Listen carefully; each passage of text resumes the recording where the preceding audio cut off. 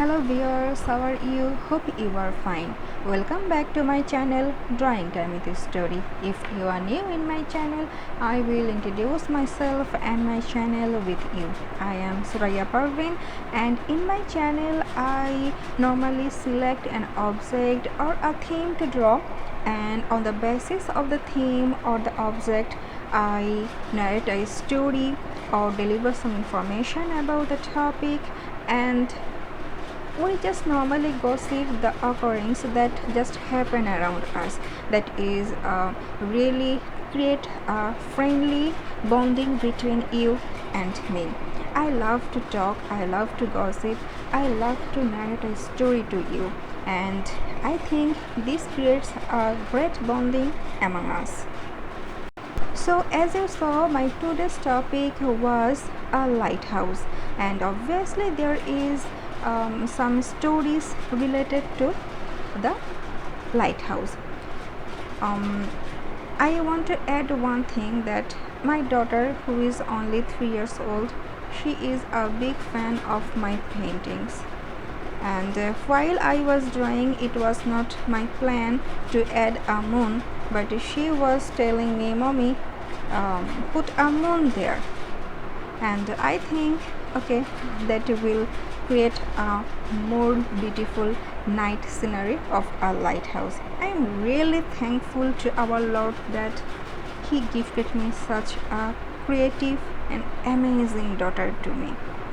So let's jump to the story time. And the story was narrated by Faber Castle.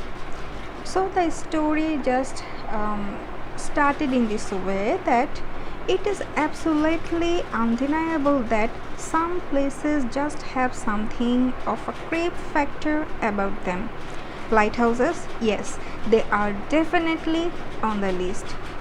Lighthouses are, of course, meant to keep ships safe, and according to project archaeology, the earliest ones dating back to ancient Egypt were probably nothing more than bonfires on the beach. We have come a long way since then, and while modern lighthouses are usually automated, there were entire centuries where lighthouses were reliant on a keeper, a human keeper, along with an assistant or two, and sometimes his family, to keep the beacon lit. And that is a job with no days off, one that lasts year around, and one that would get not only repetitive but pretty lonely too. It's no wonder then that there is a ton of stories of lighthouses being the scenes of horrible accidents, tragedies, and deaths. And sometimes they are not accidents at all, but they are bad enough to keep those involved from moving on. Here is some of the creepiest tales of lighthouses with residents who are no longer among the living. So the first tale is about Illian Moore. Illian Moore is in the Scottish Hebrides, and it has been thought to be cursed for a long time. Even Saint Flannan fled the island after building a little chapel there, saying he was haunted by unknown creatures. Still, their lighthouses was completed in 1899, and on December 15, 9000, a ship called the Actor reported that the light was no longer shining. When someone went to investigate, they found the fireplace had not been lit in a while. Clocks were stopped, and the 3 keepers were gone. According to Ozzy, it wasn't until 1965 that the lighthouse lock's final entires were made public. The writer described a storm so otherworldly it had reduced one of the veteran keepers to sobbing and praying in a corner. The log ended with, "Storm ended. See calm. God is overall." So what happened? And the log's real? Was there a storm that killed some or all of the keepers? Was it used as a cover for murder? Historic UK says that it gets weirder. There were no storms reported in the entire reign of those days. If there was a storm and they would come out to make sure supplies were secured, why were there two whale-skin coats left behind?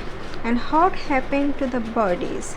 The solution is likely to remain a mystery unless one of the island's disembodied voices, often heard calling out the names of the dead men, is willing to finally tell their tale. And our second story's title is One Small Girl and the Ghost of a Pirate's Would-Be Conquest. So, Port Boca Grande Lighthouse sits on the south end of Florida's Gasparilla Island, and that island has a story that is connected to our ghosts. According to the Florida History Network, the island was named for a pirate called actually his name is Jose Gaspar, who made his living hunting ships along the coast and abducting women who he would hold for ransom. The lighthouse was built in 1888, more than a century after Gaspar pulled the coast. Still, one of the ghosts that keepers have reported seeing comes right out of this era. Coastal Breeze News says that in 1801, Gaspar captured a woman named Josefa. As the daughter of a Spanish viceroy, her ransom would have netted him a pretty penny, but he became determined to have her on his arm instead of a ransom in his pocket. She repeatedly rejected him though, and he ordered her beheading. Today, she would said to still walk the grounds and be responsible for some of the lighthouse's more eerie occurrences. There is one more ghost that the Book of Bacon says lives here, and that is the spirit of a 5-year-old girl. She had loved living there with her family, and after she succumbed to a tragic illness, she decided that she never wanted to leave the lighthouse by the sea that she loved so much. So that was her favorite one, and she didn't want to leave the place even after her death. And now the story number 3. You are never too old to make new friends. Mains Owl's Head Lighthouse has a pretty neat history. It was approved by President John Quincy Adams way back in 1824 and in 1850. It was the place where a young couple were encased in ice created by the spray of a schooner off the coast, then rescued and brought back to life. According to lighthouse friends, it is also a place where at least a few ghosts make regular appearances, including one called simply the Little Lady. She has the one that makes doors and silverware rattle, but it is the ghost of an old lighthouse keeper that is still making new friends from beyond the grave. Six Ghosts says that his footsteps often appear after periods of snow or rain, and anyone who watches them make their way up the stairs will see the lighthouse door open and close, even if it is locked. It is scary too. In the 1980s, a new keeper moved in with his family, including his 2-year-old daughter Clary. One day Clary told them, "Fog's rolling on. Time to put the foghorn on." Why she would learn that, they had no idea, but over the following 2 years, she started to share more stories about her friend, an older, bearded man who wore a seaman's cap and a heavy blue coat. That is when they started to suspect that the stories they have heard about the hauntings were true, and their daughter had befriended a previous keeper. And our next story's name is Just a Mother Still Searching for Her Long Dead Child.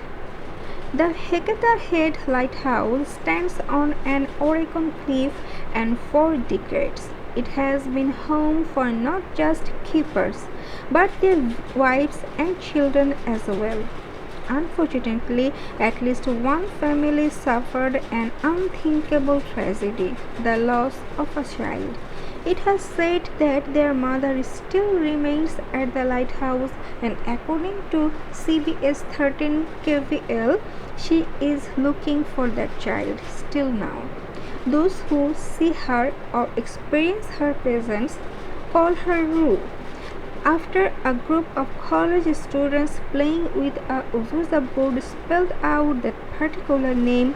It has been said that one of her children drowned, either in the lighthouse's grill citron or in the ocean, and she remains.